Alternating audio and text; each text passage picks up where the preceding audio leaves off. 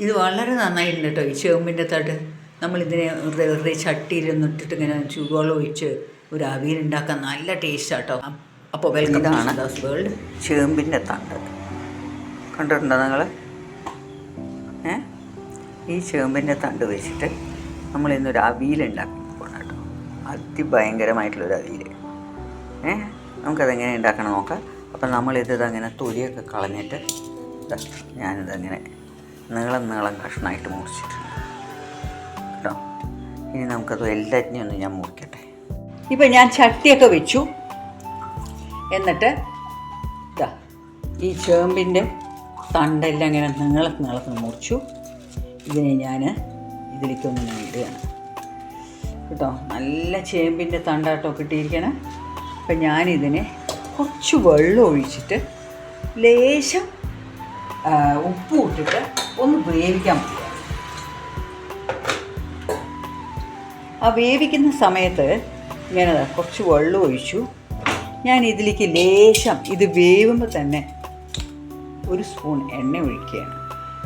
ഇത് നല്ലൊരു added taste കൊടുക്കും അതിന്, അതിൽ കിടന്ന് വേവുമ്പോൾ. എന്നിട്ടിപ്പം ഞാൻ കുറച്ച് ഉപ്പ് ഇടുകയാണ് കേട്ടോ. കല്ലുപ്പാണ് ഇടണേ, വളരെ കുറച്ചാണ് ഇട്ടിരിക്കണേ, വേഗം കൂടും. ഞാൻ ഇതിനെ തീ കത്തിച്ചിട്ട് ഒന്ന് അടച്ച് വെക്കാൻ പോവാണ്. ഇതൊക്കെ നല്ല ആരോഗ്യത്തിന് വളരെ നല്ല സാധനങ്ങളാണ്. ഈ ചേമ്പിൻ്റെ തണ്ട്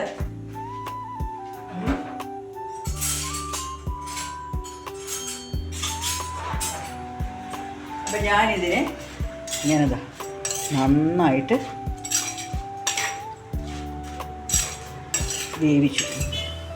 വേവിച്ചിട്ട് ഇതിനെ ഒന്ന് അടച്ച് വയ്ക്കാം കേട്ടോ. ഇതിനെ അടച്ച് വെച്ചിട്ടുണ്ട്. ഇനി നമുക്ക് കുറച്ച് തേങ്ങ എടുത്തിട്ട് അതിനെ ഒന്ന് ചതക്കാനുണ്ട്. അതെന്തൊക്കെയാണ് ആഡ് ചെയ്യാൻ പോണേ അത് ഞാനൊന്ന് കാണിക്കാം കേട്ടോ. ഇടയിൽ അതിങ്ങനെ വെന്തുകൊണ്ടിരിക്കുകയാണ്. അപ്പം അതിൻ്റെ ഇടയിൽ കുറച്ച് തേങ്ങ കേട്ടോ. അവിയലിനാണെന്ന് പറഞ്ഞല്ലോ ഞാൻ. കുറച്ച് തേങ്ങ, ഒരു 2 ഉള്ളി, ഒരു 2 പച്ചമുളക്, ഒരിത്തിരി ജീരകം കേട്ടോ. ഇതെല്ലാം കൂടി ഒന്ന് നന്നായിട്ട് ക്രഷ് ചെയ്യണം.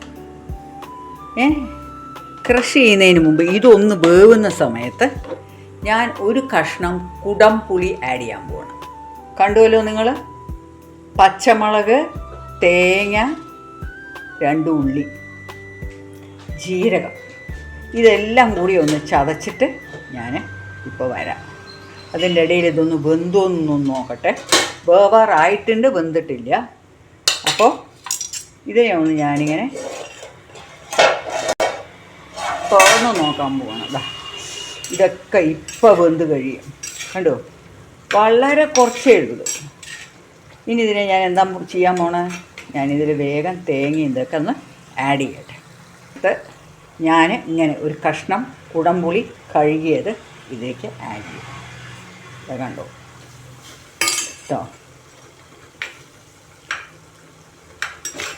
ഇതായി കിടന്നൊന്നാവട്ടെ. ഞാൻ വേഗം പരച്ചിട്ട് വരാം. ഇപ്പം ഞാൻ ഇതെല്ലാം ചതച്ചു. പച്ചമുളക്, ജീരകം, ഉള്ളി അതിതിൻ്റെ കൂടെ ഇങ്ങനെ കൊട്ടാൻ പോവുകയാണ്. എന്നിട്ട് ഇതിനെ നന്നായിട്ടൊന്ന് ഇളക്കുക കേട്ടോ. അടിപൊളി അവിയലാണ്. ചേമ്പിൻ്റെ തണ്ട് അവിയൽ. ഇത് വളരെ ടേസ്റ്റിയാണ് കൂട്ടുകാരെ. ഇതെല്ലാവരും ഉണ്ടാക്കി. ഇപ്പോൾ ഇതൊക്കെ ആയിക്കഴിഞ്ഞു.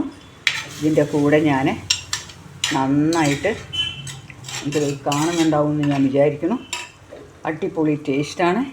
ഞാൻ ഇങ്ങനെ കരുവേപ്പിൻ്റെ ഇല ഏതിലിട്ടാലും നല്ല മണമാണ്. അപ്പോൾ കരുവേപ്പിൻ്റെ ഇല ഇട്ടിട്ട് ഞാനിതിൽ ഒരു 2 എണ്ണം കളയാം. ലേശം വെളിച്ചെണ്ണ ഒഴിക്കാൻ പോകണം കേട്ടോ. വെളിച്ചെണ്ണ. അപ്പോൾ എൻ്റെ അവിയൽ ഇപ്പോൾ റെഡിയായി. ടേസ്റ്റി അവിയലാണ്. എല്ലാവരും ഇതൊന്ന് ഉണ്ടാക്കി നോക്കുക. ഈ കുടംപുളി ഇടുമ്പോൾ ചെറിയൊരു പുളിപ്പും കിട്ടും.